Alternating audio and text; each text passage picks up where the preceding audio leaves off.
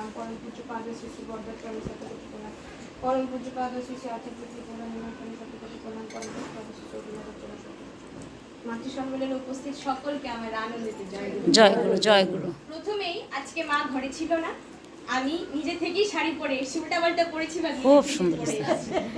খুব ইচ্ছে করছিল যে আজকে মাতৃ সম্মেলনে আমি শাড়ি পরে যাব, হয়তো তিনারই ইচ্ছে ছিল, তাই পরে চলে এসেছি। এবার এই যে গান করতে করতে, প্রথমত থ্যাংক ইউ এত বড় একটা দায়িত্ব দেওয়ার জন্য, কিন্তু আমি মনে হয় কতটুকু কি করতে পারবো।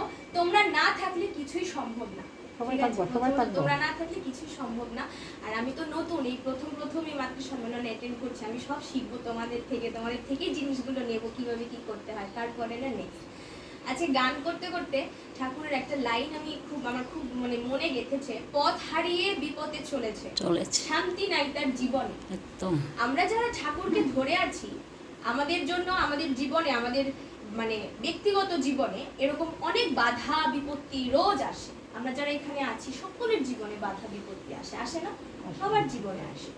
কিন্তু আমরা যারা ঠাকুরকে ধরে আছি, আমরা কখনো ভয় পাই না। আজকেই আলোচনার বই পড়তে পড়তে একটা খুব সুন্দর প্রসঙ্গ দেখছিলাম, যে নাট মণ্ডপে পরম পূজ্যপাদ শ্রী শ্রী আচার্যদেব বসে আছেন। একটা মেয়ে ওনার কাছে এসে হাউমাউ করে কাঁদছে। মেয়েটা খুব তার মনে অনেক কষ্ট, সে হাউমাউ করে কাঁদছে আচার্যদেবের সামনে, আর বলছে যে আমি যে ছেলেটাকে ভালোবাসতাম সে আমাকে ছেড়ে চলে গেছে। এবার মেয়েটা সেটাও বলছে যে সেই ছেলেটা বংশগত দিক থেকে আমার থেকে ছোট ছিল, আমি তার থেকে উচ্চ বংশ ছিলাম আর কি। আচার্যদেব অনেকক্ষণ চুপ করে রইলেন, বলছে জানিস তোর সাথে যেটা হয়েছে খুব ভালো হয়েছে, তোর ওপরে প্রভুর আশীর্বাদ আছে বলেই সেই ছেলেটা তোকে ছেড়ে চলে গেছে। হ্যাঁ, তারপর মেয়েটা এটা শুনে আরো হাউমাউ করে কাঁদছে, বলছে বুঝতে পারিসনি তো।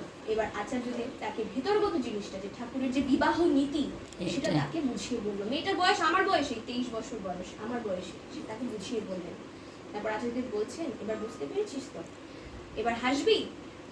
মেয়েটার মুখে কোনো হাসি নেই, বলে ঠিক আছে তাহলে বসে একটু কাঁদতো আমার সামনে। মেয়েটা মুখ চাপা দিয়ে হাউ মাউ করে কাঁদা শুরু করেছে, অনেকক্ষণ কাঁদলো। তারপর বললো ঠিক আছে এবার তোর মন শান্ত হয়েছে, ঠিক হয়েছে। আচার্যদেব এইভাবে প্রত্যেকবার ওনার কাছে যতজন যাচ্ছেন, লাখে লাখে মানুষ, আমাদের মতো ছেলে মেয়েরা, যারা নাকি একটা সময় তাদের মনে হয় যে আমি পথ হারিয়ে ফেলেছি, আমি বিপথে চলে গেছি, ঠাকুর আমি কোথায় যাব, আচার্যদেব, স্বয়ং আচার্যদেব এত সমস্যার সমাধান তিনি রোজ করছেন। ওনার দিকে তাকাচ্ছেন না, একমাত্র ঠাকুরের জন্য তিনি আমাদের জন্য এইভাবে কাজ করে যাচ্ছেন। একটা ছেলেটা এসে আচার্যদেবের কাছে নিবেদন করছে, বলছে যে আমি এমনও দিন গেছে আমি 4 থেকে 5,000 টাকার মদ কিনে খেয়েছি। আমার ছেলেটার চুল উল্টাপাল্টা ছিল, বেশভূষা প্রচন্ড বাজে কন্ডিশন ছিল সেই ছেলেটা। আচার্যদেবের কাছে এসে সে তার মুখ থুবড়ে পড়েছে। সে বলছে আমি কি করবো, আমি এত টাকার ঋণ হয়ে গেছি, খেতে খেতে নিজের শেষ করেছি, এখন মানুষ থেকে আমি ঋণী হয়ে গেছি।